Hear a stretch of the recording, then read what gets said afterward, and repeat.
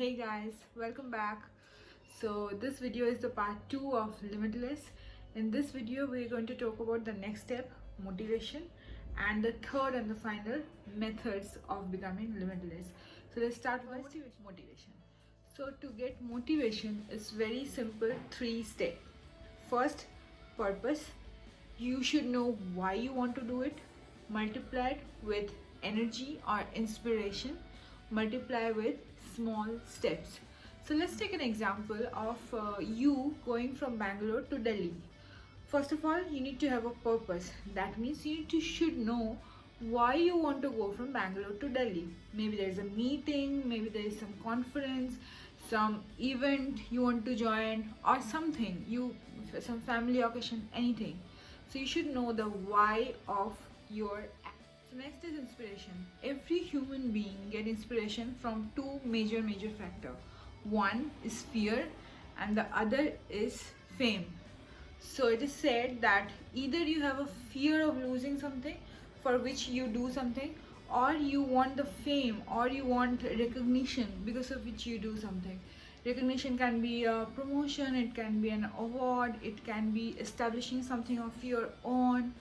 Fear can be vice versa, like losing a job, or getting defamed, or getting like scrutinized, or maybe disrespected by your family or friends. So these are the two balancing things for which we do anything in our life. Once your inspiration is set, third and the most important thing is taking small steps. So as I was giving an example of going from Bangalore to Delhi, so once your why or your purpose is set, once you're actually inspired to go, you have the energy, then comes that the travel itself.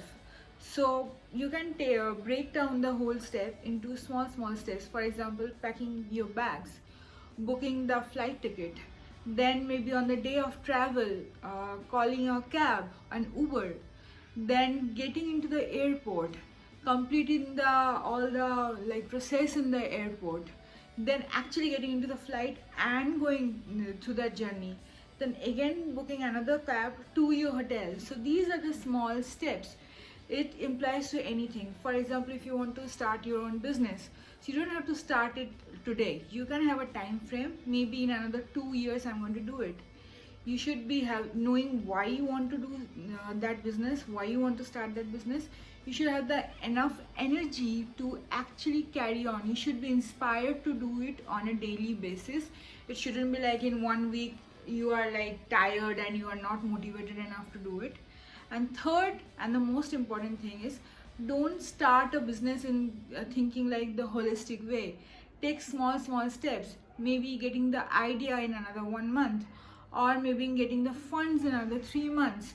So if you want to have an office, getting the plot, or if you want to start an online business, making the web design. So these are the small steps which you should take to get that bigger picture. So let's move on to the methods. Now is the most important and the last part of the book, that is methods. What are the methods which can make you limitless? So there are a lot of methods which have been discussed in the book, but we are going to focus in the video the main 5. These are the 5 things. First, focus. Second, study. Third, thinking. Fourth, speed reading. And fifth, memory. They are not in the order which is mentioned in the book, but we are going to go one by one. So first, let's start with focus. How can you increase focus in whatever work you are doing? So one of the things which are discussed in the books are being in a state of flow. So it's been discussed in Ikigai also. There have been a lot of books written also. How can you get in the state of flow? Just to give a small example, you have been realized that in your childhood or in recent years, there are activities where you lose the sense of time, and you can keep on doing them like forever. You forget your lunch, you forget other things. For example, if somebody, suppose they like playing cricket, they are playing for on and on for hours and they forget their time. So that is a example of state of flow. So that's one thing. Second thing is meditation. So there are several techniques which have been discussed in the book, how to meditate. We are going to discuss one, that is known as 4-7-8 method. How does it work? You have to close your eyes, sit in a position, and inhale for 4 seconds, hold on for 7 seconds, and then exhale for 8 seconds. Talk about study. So now childhood, we all have studied in schools, colleges, and we all know the old method of repeating things unless you memorize it. So it is said that while that is one of the most used method of studying, but that is not the most effective method.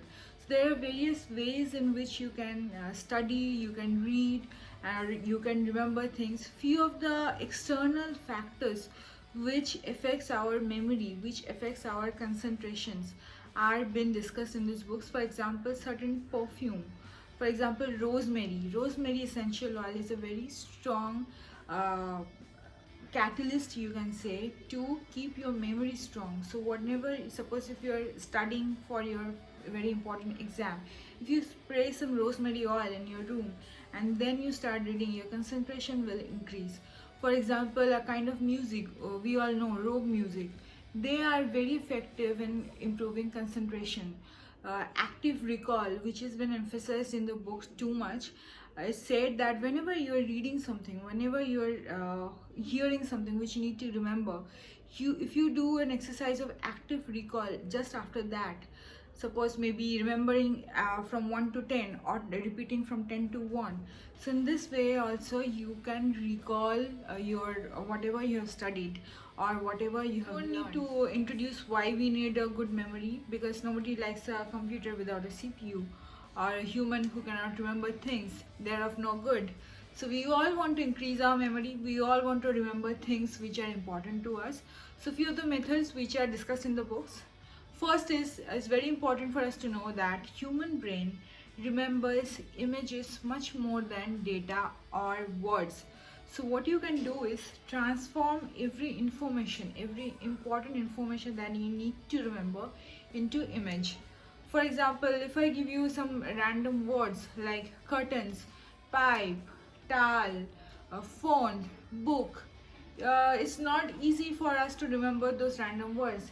But if I make a story out of it, there was a window and there were some pink curtains on it, and through the window you can see the pipes, water pipes, and inside the room there was a few towels, and a lady was making a video over a phone, and in that video you can see some books.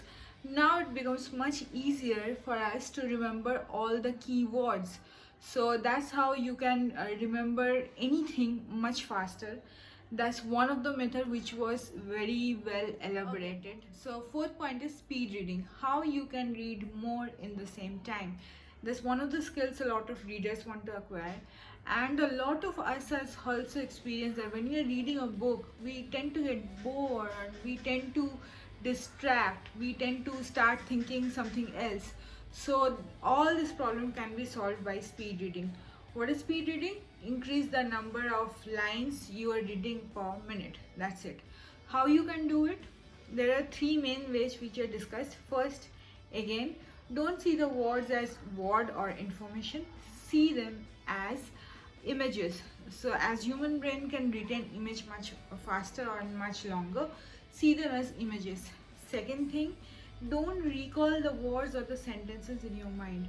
We all have a lot of this habit that when we read a sentence, there was a boy, we tend to say it in our mind, there was a boy. Don't do that. Just keep on reading like it's flowing.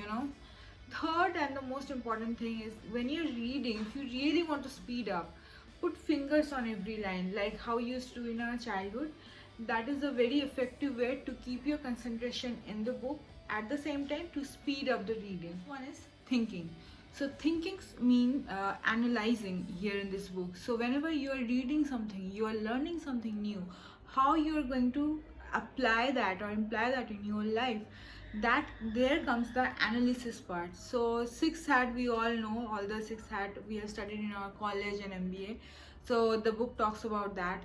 The book also talks about that whenever you are getting an information, don't just get it bluntly. Think about the past, think about the future, think about the repercussion. So analyze the whole situation in a holistic way as well as in a micro way. And the last thing which is very important, which is said in the book, that whenever you're designing a day, we all have a tendency to do our to-do list. We all have in our diaries.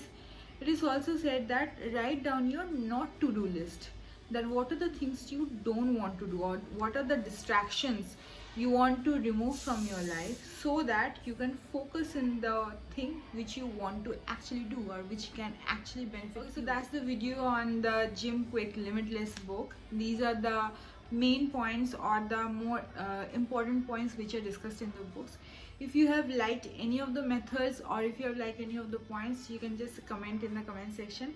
And if you like the whole video, just like it. Thank you so much. See you next time. Bye bye.